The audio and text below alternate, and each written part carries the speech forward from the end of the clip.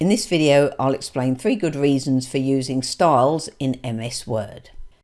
Here's a Word document, and at first glance it looks quite nicely laid out. It's got lots of headings, it looks fairly consistent in the way it's formatted, but if we look closer it's not so good. If I put my cursor in the first paragraph, I can see that it's in normal style, and that's Calibri and 11 point. But if I put my cursor in the first heading, you'll see that it's still saying normal style, even though the font is Arial, it's 18 point and it's blue rather than black. So because it's saying normal style, what this means is that this text has been manually formatted by selecting the text, then choosing the font as Arial, the size as 18 and the colour as blue. And if I click on the next level of heading, you can see it's Candara 15 point, and the next one looks similar, but it doesn't quite match. It's actually Candara 14 point. And if I put my cursor in the next main heading, the virus, you'll see it's actually Arial Narrow rather than Arial. So one reason to use styles is that you can quickly create consistent headings. Back in the document, I just put my cursor anywhere in the first heading and click on Heading 1 in the Styles pane. And it applies that style, which is Calibri Light 18 point. Then I can easily do the same for the other top level headings in my document. And once I've fixed the top level headings, then I can go to the next level. So I'll go to Methods of Control, and I want that to be a heading 2.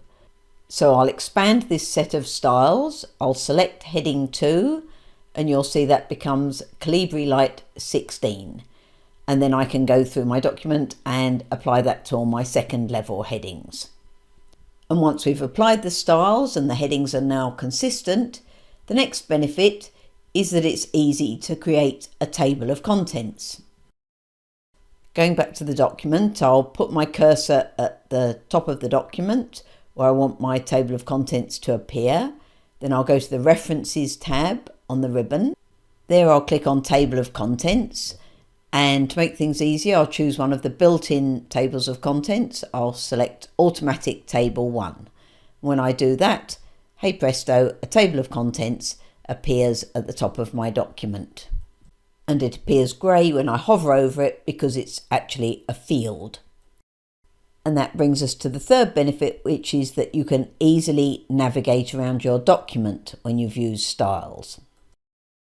Now to do this we need to open the navigation pane, and there's various ways to do this, but one of the easiest is to just click Control F or Command F if you're on a Mac.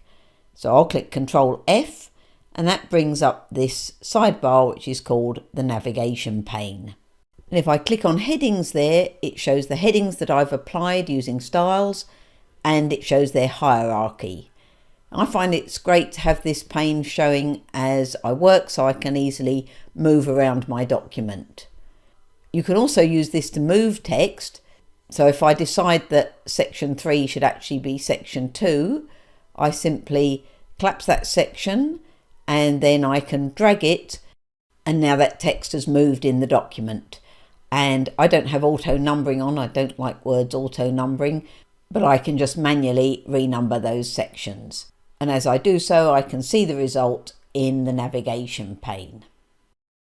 So there you have it. 3 good reasons to use styles are that your headings will be consistent, you can easily add a table of contents, and it's easy to navigate around your document.